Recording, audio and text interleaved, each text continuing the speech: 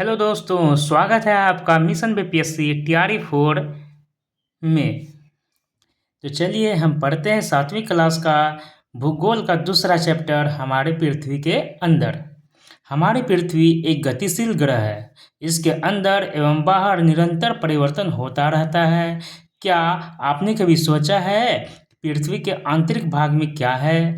पृथ्वी के किन पदार्थों से बनी है? नहीं ना? चलिए आगे बढ़ते हैं। पृथ्वी का आंतरिक भाग एक प्याज की तरह पृथ्वी भी एक के ऊपर एक संकेंद्री परतों से बनी है। पृथ्वी की सतह की सबसे ऊपरी परत को परपटी कहा जाता है। पृथ्वी की सतह की सबसे ऊपरी परत को क्या कहा जाता है? परपटी कहा जाता है। यह सबसे पतली परत होती है। यह महाद्वीपीय सहतीस में 35 किलोमीटर एवं समुद्री सतह में केवल 5 किलोमीटर तक है। परपटी जो है ये कहाँ है? यह महाद्वीपीय संहति में 35 किलोमीटर एवं समुद्री सतह में केवल कितना? 5 किलोमीटर तक ही है। महाद्वीपीय संहति मुख्य रूप से सिलिका एवं एल्यूमिनियम जैसे खनिजों से बनी है। महाद्वीप की जो संहति है, ऊपरी परत है, परपटी है, ये किससे बनी हुई है? सिलिका एवं एल्यूमिनियम से, जैसे है ना, इसलिए इसे Cl है ना, इसलिए इसे क्या कहा जाता है? Cl, C से सिलिका तथा L से एल्यूमिनियम। महासागर की परपटी मुख्यतः सिलिका एवं मैग्नीशियम की बनी होती है। देखिए, महाद्वीप की परपटी किससे? सिलिका एवं एल्यूमिनियम से। और महासागर की परपटी किससे? सिलिका एवं मैग्नीशियम से। इसलिए इसे सीमय कहते हैं। सीमय क्या है? तो महासागर की परपटी है। Cl क्या है? तो महाद्वीप की परपटी है। परपटी के ठीक नीचे मेंटल होता है। परपटी के ठीक नीचे क्या होता है? मेंटल होता है। जहाँ तक हमारा परपटी का भाग होता है उसके नीचे आ जाता है मेंटल। मेंटल होता है जो 2900 किलोमीटर की गहराई तक फैला होता है। तो परपटी कितने गहराई था? 35 किलोमीटर उसका महाद्वीपीय क्षेत्र में, और महासागर में 5 किलोमीटर। ठीक है। उसके बाद जो आते हैं मेंटल कितने हैं? 2900 किलोमीटर की गहराई तक फैला होता है। इसकी सबसे आंतरिक परत क्रोड होती है। पृथ्वी की सबसे आंतरिक परत क्या होती है? क्रोड होती है। पहले परपटी, उसके बाद मेंटल, उसके बाद क्रोड।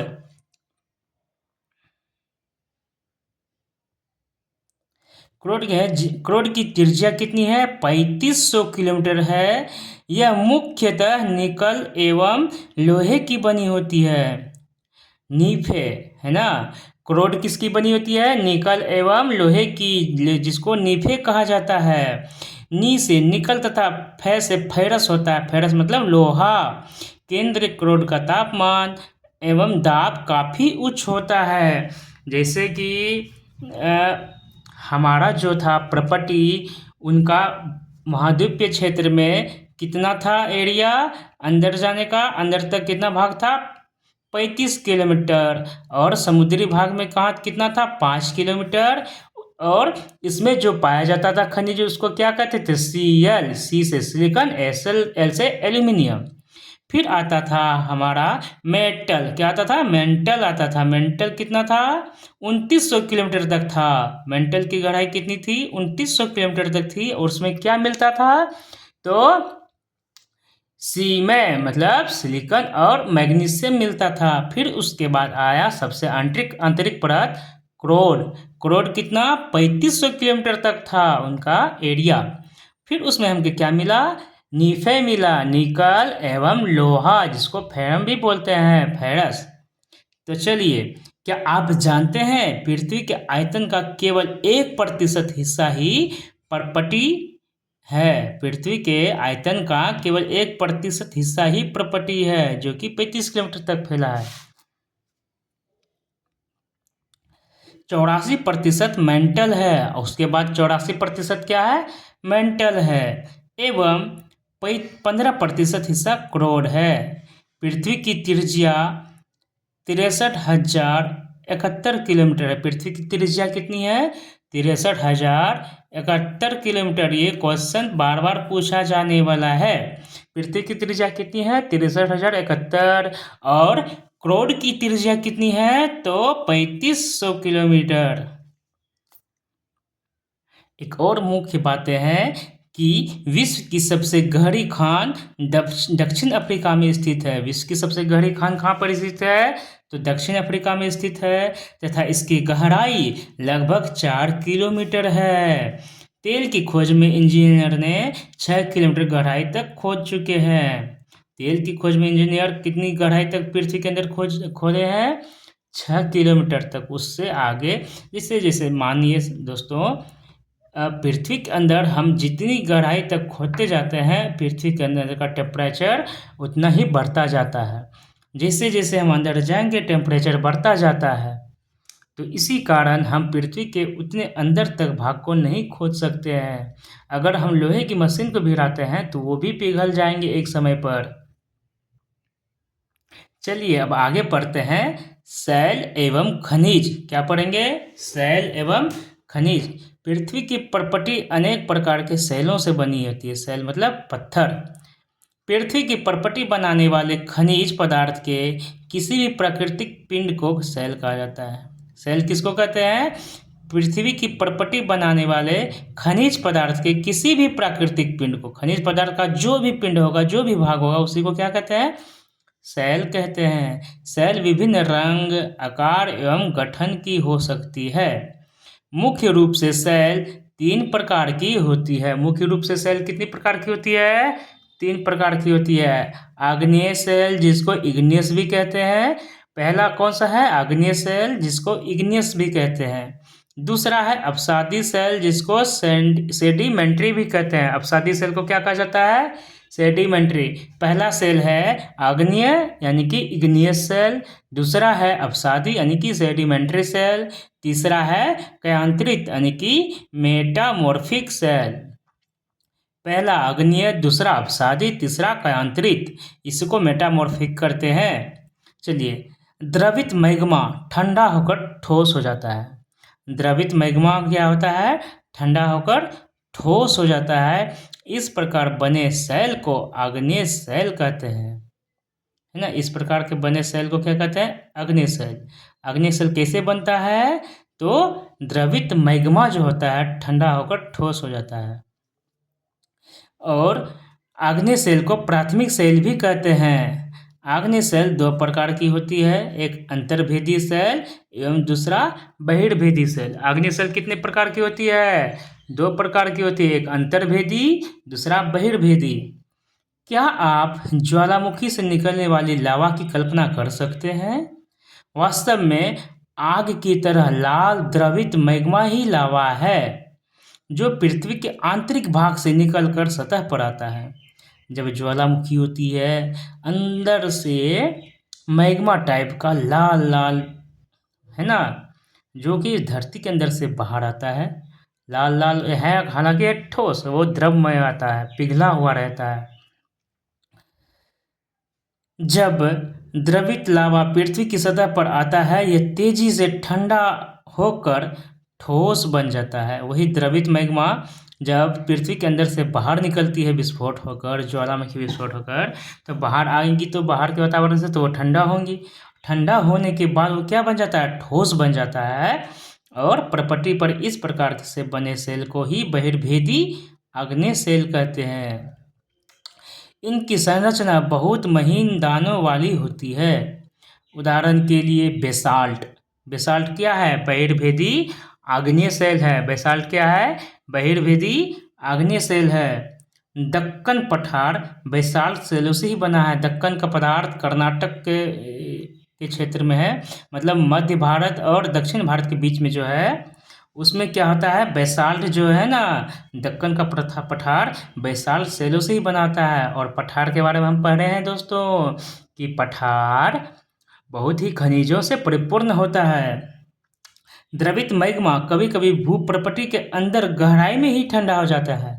जब कभी कभी वही मैग्मा अंदर में ही ठंडा हो जाता है, भूप्रपटी के अंदर यानी पृथ्वी के अंदर ही ठंडा हो जाता है, तो इस प्रकार बने ठोस शैलों को अंतर्भेदी आग्नेय शैल कहते हैं। धीरे धीरे ठंडा होने के कारण ये बड़े दानों का रूप ले लेता है, दाना जो होता है उसका रूप ले लेता है, जिसे ग्रेनाइट ऐसे ही सेल का एक उदाहरण है। ग्रेनाइट मतलब मार्बल सब जो है ना दोस्तों, ये अंतर्भेदी आग्नेय सेल है, मार्बल ग्रेनाइट सब। लेई मसालों तथा दानों का चूर्ण बनाने के लिए जिन अपघर्षण पत्थरों का उपयोग होता है वे ग्रेनाइट के बने होते हैं।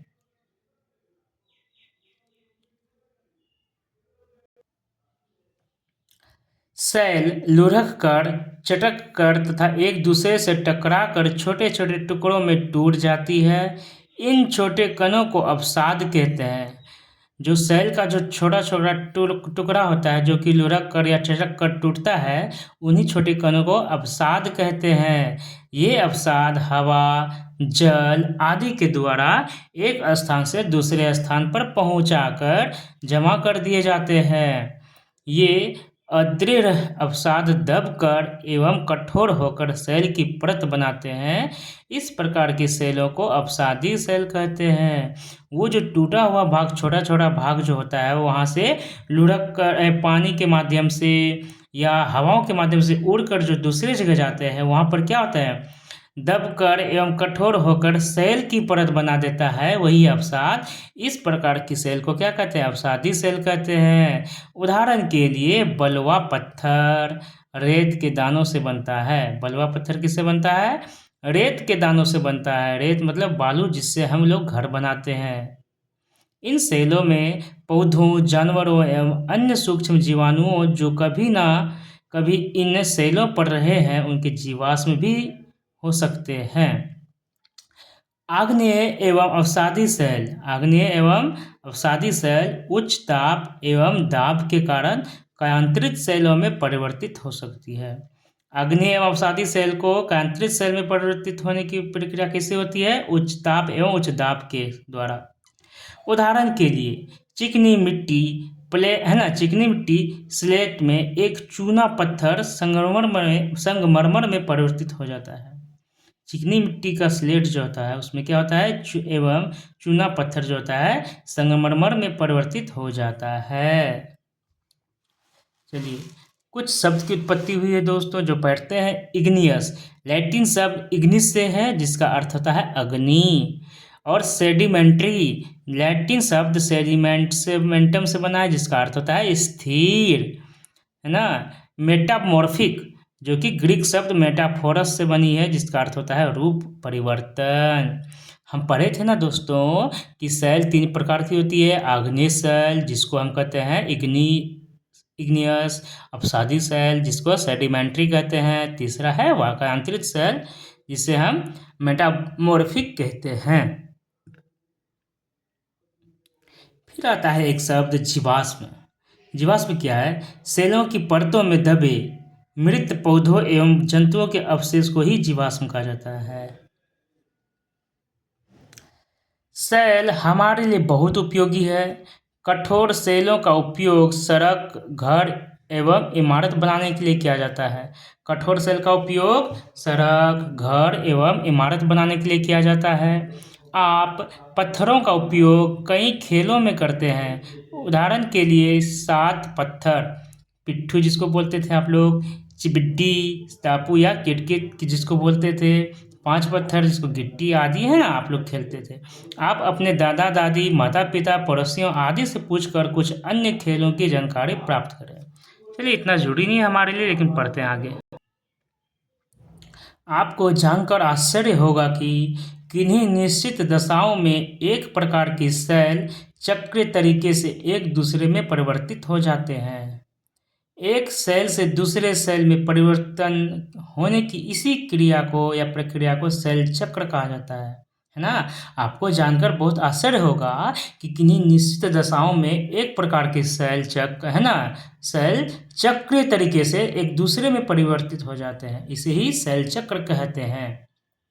आप जानते हैं कि द्रवित मैग्मा ठंडा होकर ठोस आग्नेय सेल बन जाते हैं। अभी तो पीछे पढ़ा, ठीक। ये आग्नेय सेल छोटे छोटे टुकड़ों में टूटकर एक स्थान से दूसरे स्थान पर जाते हैं, उसी को स्थानांतरित होकर क्या हो जाता है, अवसादी सेल का निर्माण करते हैं, ये भी पढ़ा। ताप एवं दाब के कारण ये आग्नेय एवं अवसादी सेल कयांतरित सेल में बदल जाते हैं, ये भी पढ़ा। अत्यधिक ताप एवं दाब के कारण कयांतरित सेल पुनः पिघलकर द्रवित मैग्मा बन जाती है। यह द्रवित मैग्मा पुनः ठंडा होकर ठोस आग्नेय सेल में परिवर्तित हो जाती है। इसी को बोल जाता है सेल चक्र। पहले मैग्मा निकल के ठंडा होगा, ठंडा होकर वो अग्नि सेल बनेगा और अग्नि सेल जो टूट कर वो अवसाद बनेगा। अवसाद जो है उचित है ना, लुढ़क कर चटक कर कहीं पर जाकर जमा होगी तो वो अवसादी सेल बन जाएगा। वही अवसादी सेल अगर उस पर उच्च ताप एवं उच्च दाब दिया जाएगा तो वह कयांतरित सेल बन जाएगा। फिर वही कयांतरित सेल को अगर ज़्यादा टेम्परेचर मिल जाएगा, ज़्यादा ताप एवं दाब मिल जाएगा तो वह फिर से मैग्मा बन जाता है। फिर मैग्मा पुनः अगर ठंडा होगा तो वह पुनः फिर से सेल में बदल जाएगा। यही है सेल चक्र दोस्तों, जैसा कि इस फोटो में हम देख सकते हैं, है ना। अवसादी सेल, कयांतरित सेल, मैं पहले तो मैग्मा निकला, मैग्मा से अग्नेय सेल निकला, अग्नेय सेल से अवसाद बना जिससे अवसाद है ना, उसके बाद अवसाद से अवसादी सेल बना, अवसादी सेल से कयांतरित सेल बना और कयांतरित सेल से फिर मैग्मा बन सकता है। यही है सेल चक्र। सेल विभिन्न खनिज से बनी होती है। सेल क्या होता है? विभिन्न खनिजों से बनी होती है। खनिज प्राकृतिक रूप में पाए जाने वाले पदार्थ है। खनिज क्या है? प्राकृतिक रूप में पाए जाने वाले पदार्थ है जिसका निश्चित भौतिक गुणधर्म एवं निश्चित रासायनिक मिश्रण होता है। खनिज मानव जाति के लिए बहुत महत्वपूर्ण है। कुछ का उपयोग ईंधन की तरह होता है, जैसे कोयला, प्राकृतिक गैस एवं पेट्रोलियम, ये सारे के सारे खनिज हैं। इनका उपयोग उद्योगों, औषधि एवं उर्वरक में भी होता है, जैसे लोहा, एल्यूमीनियम, सोना, यूरेनियम आदि। तो इस प्रकार हमारा दूसरा चैप्टर भी खत्म होता है जो हमारी पृथ्वी के अंदर के नाम से था। तो कुछ ऑब्जेक्टिव क्वेश्चन देख लेते हैं दोस्तों, जो हमें क्वेश्चन समझने में मदद करेंगी। और यहाँ से सेम एज इट इज ऐसे ही क्वेश्चन हमारे बीपीएससी में पूछे जाते हैं, लेकिन उनमें 2 ऑप्शन अलग होते हैं, इनमें से एक से अधिक या इनमें से कोई नहीं। ये हमारे ऑप्शन को जो है ना बहुत ही जटिल बनाने की कोशिश करता है, लेकिन जिनका टॉपिक एनसीईआरटी से हूबहू लाइन बाय लाइन क्लियर है, वो उनको कितने भी ऑप्शन दे दिए जाएंगे, वो उनको कोई परेशानी नहीं होगी। चलिए, द्रवित मैग्मा से बने सेल, पहला क्वेश्चन देखते हैं ऑब्जेक्टिव का कि द्रवित मैग्मा से बने सेल क्या कहलाते हैं। मैंने बताया था द्रवित मैग्मा जो बाहर आके ठंडी हो जाती है उसे आग्नेय सेल बनता है ना। चलिए, आग्नेय सेल बन गया। पृथ्वी की सबसे भीतरी परत कौन सी होती है? क्रोड होती है। सोना, पेट्रोलियम एवं कोयला किसके उदाहरण है? पता है ना, अभी ऊपर में तुरंत जस्ट पढ़े कि सोना, पेट्रोलियम, यूरेनियम, ये सब क्या है? ये सब खनिज के उदाहरण हैं। सेल जिसमें जीवाश्म होते हैं उसको क्या कहते हैं? जिसमें जीवाश्म होते हैं उसे अवसादी सेल कहते हैं। पृथ्वी की सबसे पतली परत कौन सी है? ऊपरी परत है जिसका नाम प्रपटी है। निम्नलिखित स्तंभों को मिलाकर सही जोड़े बनाइए। क्रोड के बारे में हमने पढ़ा है ना दोस्तों कि ये पृथ्वी के सबसे भीतरी परत है ना। ऑप्शन में जहाँ मिलेगा इस साइड में हम वहाँ पे इसको मिलान कर सकते हैं। खनिज क्या है दोस्तों? हम बताए थे इसका एक निश्चित रासायनिक मिश्रण होता है। खनिज का यहाँ पर ऊपर में अभी तुरंत पढ़े थे ना, इसका एक निश्चित रासायनिक समीकरण या मिश्रण होता है और भौतिक गुणधर्म भी होता है, उसे ही खनिज कहते हैं। जिसका निश्चित रासायनिक मिश्रण होता है उसे खनिज कहते हैं, जिसका निश्चित भौतिक गुणधर्म होता है उसे भी खनिज कहते हैं। सेल क्या है? सेल है सड़क या इमारत बनाने के लिए जो उपयोग में आते हैं ना, सेल चट्टान, क्या बोलते हैं उसको, मार्बल, संगमरमर, उसी को सेल कहा जाता है। फिर एक है चिकनी मिट्टी। ये चिकनी मिट्टी अभी तुरंत पढ़े थे, स्लेट में बदलता है चिकनी मिट्टी, है ना, स्लेट में बदलता है। चलिए, सीएल क्या है? पृथ्वी के सबसे ऊपरी परत जो होती है वही है सीएल, जिसमें हमको खनिज मिलता है सी से सिलिकॉन, एल से एल्यूमिनियम। फिर आता है मेंटल, उसमें हमको क्या मिलता है? सी में सिलिकॉन और मैग्नीशियम खनिज मिलता है। फिर उसके अंदर क्या आता है? क्रोड में हमको क्या मिलता है? नीफ है, निकल और लोहा। चलिए आगे पढ़ते हैं अब अगला चैप्टर। तो आज के लिए बस इतना ही, मिलते हैं अगले चैप्टर में, जो कि हमारा तीसरा चैप्टर होगा, हमारी बदलती पृथ्वी। तो पढ़ते हैं ये अगली क्लास में। आज के लिए इतना ही, धन्यवाद।